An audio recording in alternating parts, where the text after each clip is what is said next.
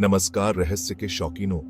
क्या कभी सोचा है कि मामूली सी दिखने वाली जगहों के अंधेरों में कौन से रहस्य छुपे हो सकते हैं? तो कमर कस लीजिए, क्योंकि आज मैं आपको पीछे वाले कमरे के रहस्यमयी आदमी की डरावनी कहानी में ले जा रहा हूं। जरा सोचिए, एक व्यस्त शहर के बीचों बीच एक छोटी सी पुरानी किताबों की शॉप।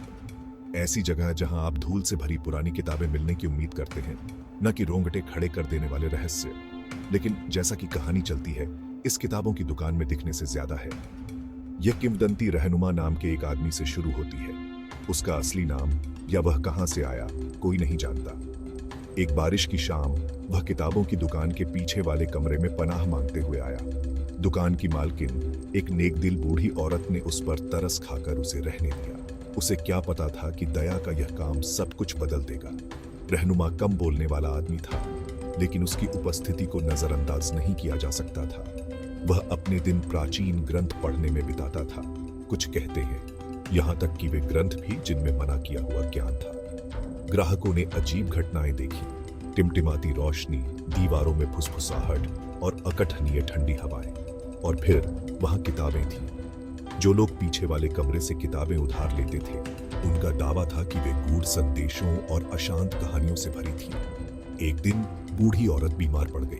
रहनुमा ने दुकान संभाल ली और चीजें और भी अजीब हो गईं। ग्राहकों ने बताया कि उन्हें पीछे वाले कमरे की ओर खींचा जा रहा है, जैसे कोई अनदेखा बल उन्हें खींच रहा हो। कुछ तो कभी वापस नहीं आए।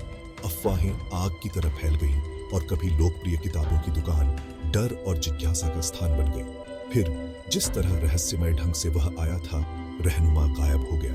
पीछे का कमरा खाली पाया गया। उसके रहस्य पीछे छूट गए। बूढ़ी औरत ठीक हो गई, लेकिन उसके बारे में बात करने से इनकार कर दिया। किताबों की दुकान बनी रही, अब अपने पुराने स्वरूप का एक भूत या रेलिक। लोग अभी भी आते हैं, रहस्यमयी आदमी की एक झलक पाने या उसके रहस्य के सुराग खोजने की उम्मीद में। तो अगर आप कभी भी अपने आप को एक छिपे हुए पीछे वाले कमरे के साथ एक पुरानी छोटी सी किताबों की दुकान में पाते हैं, तो इस कहानी को याद रखें, क्योंकि कुछ रहस्य अनसुलझे रहने के लिए ही अच्छे हैं। इस डरावनी यात्रा में मेरे साथ जुड़ने के लिए धन्यवाद। लाइक, सब्सक्राइब करना और रोंगटे खड़े कर देने वाली कहानियों के लिए बेल आइकन को दबाना न भूलें। अगली बार तक जिज्ञासु बने रहें और अनजान को खोजते रहें।